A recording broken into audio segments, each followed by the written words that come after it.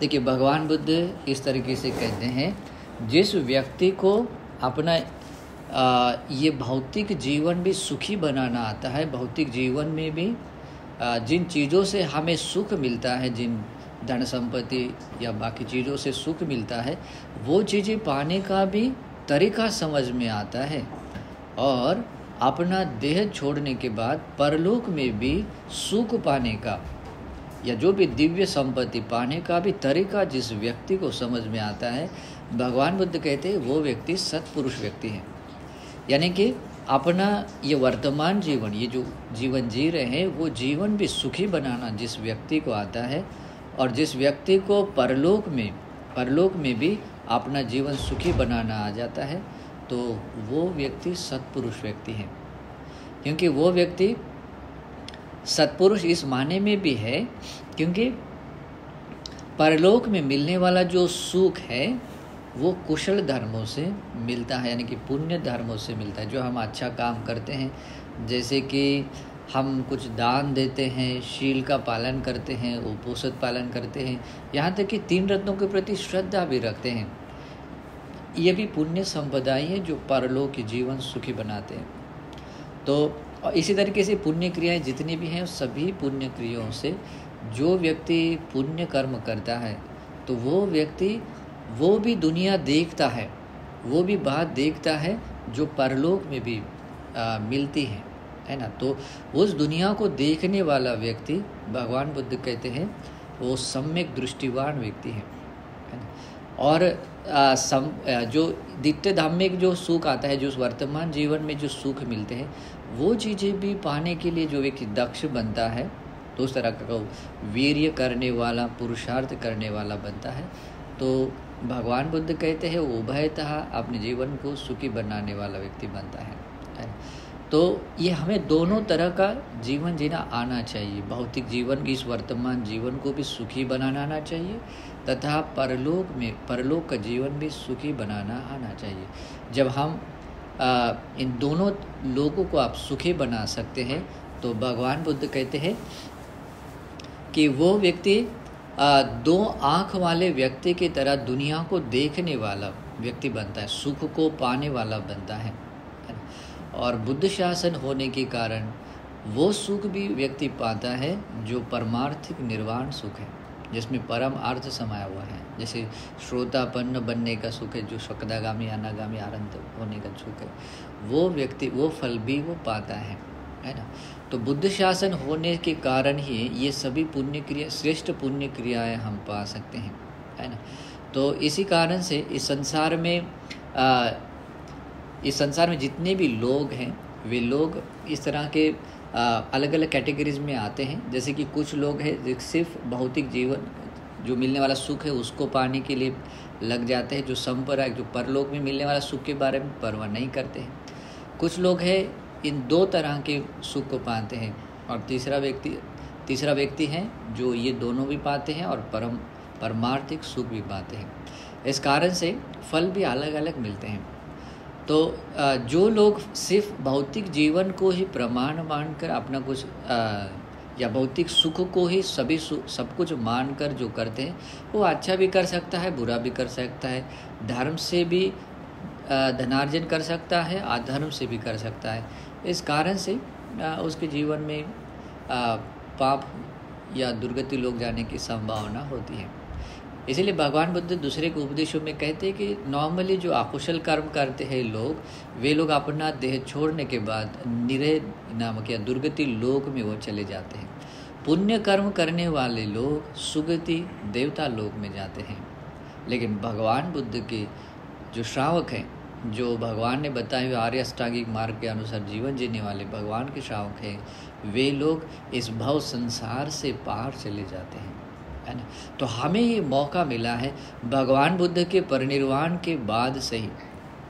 भगवान बुद्ध के परिनिर्वाण को बहुत लंबा समय बीता है, लेकिन इतने समय के बाद एक छोटा सा अवसर और मौका मिला है कि भगवान बुद्ध का धर्म समझने के लिए, धर्म से जुड़ने के लिए और धर्म से कुछ प्रतिफल पाने के लिए ये मौका मिला है। प्रतिफल पाने का हो सकता है ये सैकड़ों कल्पों के बाद मिला है।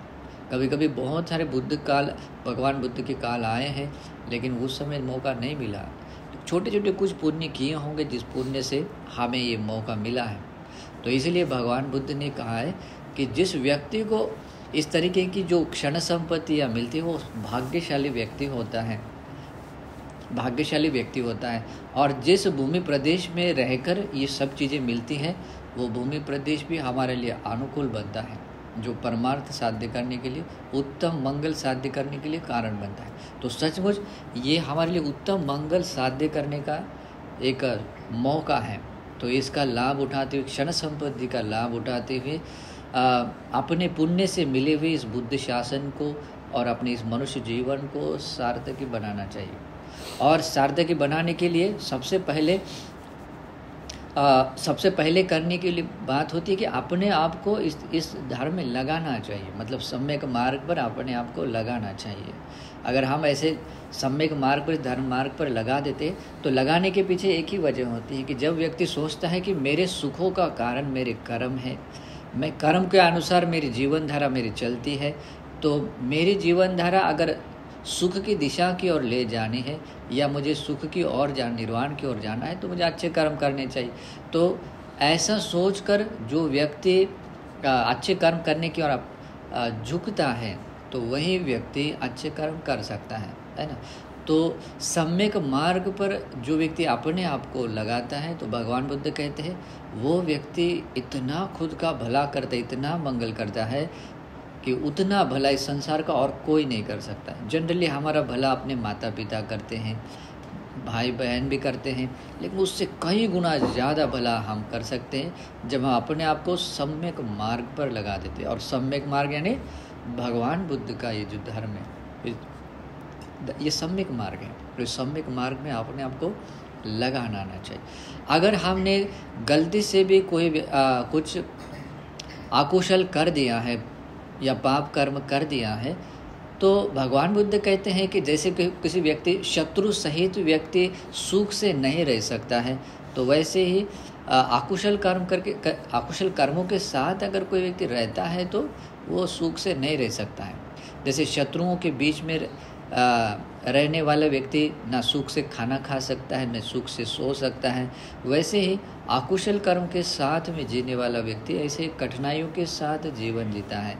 लेकिन भगवान बुद्ध क्या कहते हैं, जो व्यक्ति पुण्य कर्म करता है, कुशल कर्म करता है, वो व्यक्ति जैसे अपने प्रिय ज्ञाति रिश्तेदारों के बीच में जैसे कोई व्यक्ति सुख से रहता है, बहुत प्रेम करने वाले माता पिता भाई बहन उनके बीच में जैसे सुख से रहता है, वैसे ही पुण्य कर्म करने वाला व्यक्ति ज्ञातियों के बीच में रहने वाले की तरह सुख से विहार करता है।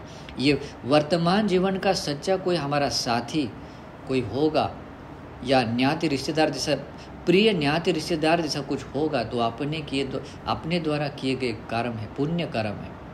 और उससे भी ज़्यादा एक विशेष रहस्यमय बात यह है कि जब आदमी देह छोड़ने के बाद में तो यहाँ की हर एक चीज़ छूट जाती है, यहाँ तक कि अपने माता पिता, अपना घर बार सब छूट जाता है, लेकिन एक उसका सगा, उसका रिश्तेदार कहें, सगा कहें या मित्र कहें, वो सगा उसके साथ में रहता है और वो होता है अपने द्वारा किए गए पुण्य कर्म।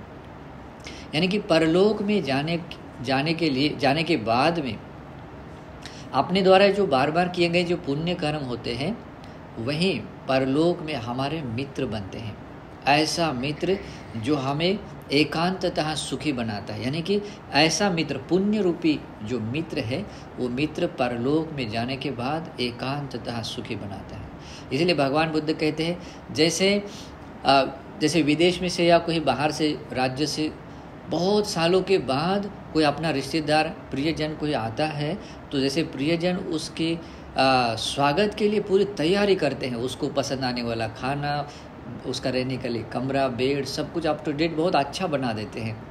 वैसे ही भगवान बुद्ध कहते हैं परलोक में जाने के बाद में परलोक का वो जो मित्र है, परलोक जाने वाला मित्र कौन, जाने के बाद मिलने वाला मित्र कौन है, अपने द्वारा किया गया जो पुण्य कर्म है और जो हम बार बार पुण्य करते हैं, जैसे कि नित्य रूप से शील का पालन करते हैं, दान देते हैं, ध्यान करते हैं, धर्म श्रवण करते हैं, वो सभी पुण्य क्रिया है। वो पुण्य परलोक में हमारे लिए सारे सुख सुविधाएं तैयार कर, दिव्य देवता लोग का दिव्य सुख, देवता सुखों में भी वो सुख तैयार रहता है हमारे स्वागत के लिए। भगवान कहते जैसे प्रियजनों का न्याते रिश्तेदार दूर से आने के बाद स्वागत करते हैं, वैसे ही पुण्य परलोक जाने के बाद में उस व्यक्ति का स्वागत करते हैं। आगे तो इस कारण से ही हम ऐसे कल्याण मित्र जो हमारा कल्याण करने वाला मित्र है, तो ऐसे मित्र को अपने साथ में रखना चाहिए। और मित्र के कल्याण में मित्र के साथ में अगर ये हमारी जीवन यात्रा रहती है, हमारी यात्रा उसके साथ सबसे सुरक्षित है। पुण्य कर्म के साथ में की गई जीवन यात्रा, चलने वाली जीवन यात्रा बहुत ही सुरक्षित है। शत्रुओं के साथ में, जैसे कोई जंगल, भयावह जंगल है, वो जंगल में चोर डाकू और खूंखार जानवर है, तो उस जंगल को पार करने के कितना खतरा है। कोई व्यक्ति बहुत डरा हुआ, खतरों से भरा हुआ, मतलब यात्रा डर की यात्रा करेगा, है ना। लेकिन उसके साथ में सुरक्षा गार्ड है, समझो बहुत अच्छे उसकी सुरक्षा करने वाले शस्त्रधारी, ऐसे कोई अच्छे पावरफुल लोग हैं, वो निर्भय होकर शांति से जा सकता है। वैसे ही जिस व्यक्ति के पास में पुण्य रूपी मित्र है, तो परलोक की जो जीवन यात्रा चलाते समय उसके लिए एक ऐसी आरक्षा मिलती है, जिस आरक्षा से उसको कभी भी भय नहीं मिलता, कभी भी पीड़ा नहीं, कोई दुख नहीं मिलता। वो एकदम सुरक्षितता और सुख के साथ अपनी जीवन यात्रा चला सकता है। लेकिन बुद्ध शासन से एक हमारा उत्तम मंगल साध्य कर सकते हैं। ये जो पुण्य करते हैं, खाली मनुष्य लोग का मानवीय सुख ही नहीं देता है, परलोक का, देवता लोग का दिव्य सुख ही नहीं देता है। इसमें इतनी क्षमता है कि परमार्थ परम निर्वाण सुख भी दे सकता है। तो ये हमारा मित्र निर्वाण तक भी हमारा अनुगामी बन सकता है और उसी के लिए हेतु बन सकता है। तो ऐसा निर्वाण तक साथ देने वाला अपना मित्र अपने साथ में रखना है। वो है कौन सा है? पुण्य कर्म, कुशल कर्म है। इसलिए भगवान बुद्ध कहते पुण्यंचे पुरुषो कहरा तेत पुनंग पुनः। जो अगर कोई व्यक्ति पुण्य कर्म करता है तो वो पुण्य बार बार करना चाहिए, बार बार करना चाहिए। और भगवान बुद्ध कहते हैं तम्मी छंदंग कहराथ, वो करने के लिए अपनी इच्छा भी होनी चाहिए। मुझे मतलब जैसे मैंने कल भी किया था तो मैं परसों भी करूँगा, ऐसी इच्छा होनी चाहिए। जैसे कोई किसान व्यक्ति इस बार धान अपने खेत में बोता है तो अगले साल में मैं धान बोऊंगा, ये इच्छा रखता है, और सही समय आने के बाद वो फिर से धान बोता है। वैसे ही अपनी इच्छा रखनी चाहिए। क्यों होना चाहिए? सुखो पुण्य शौचो। भगवान बुद्ध कहते हैं सारे सुखों का जो कारण है वो क्या है? पुण्य कर्म है, पुण्य कर्म है। तो चाहे मनुष्य लोग का मानवीय सुख हो, देवता लोग का दिव्य सुख हो या परम निर्वाण सुख हो, वो सुख का कारण अपने द्वारा किया गया पुण्य कर्म है। तो ऐसा पुण्य रूपी मित्र अपने साथ रखे, ऐसा मित्र बनाए, बहुत ही मंगल होगा, बहुत ही कल्याण होगा। ये यात्रा वर्तमान जीवन भी और आगे की यात्रा, निर्वाण तक की यात्रा बहुत ही सुखमय होगी। तो ये धर्म देशना भी आप लोगों को इसी प्रकार से धर्म के रास्ते चलने के लिए, सुख से अपनी जीवन यात्रा चलाते हुए परम निर्वाण पाने के लिए एकांत रूप से हेतु प्रत्यय बने, इस सद्भाव से मंगल कामना है।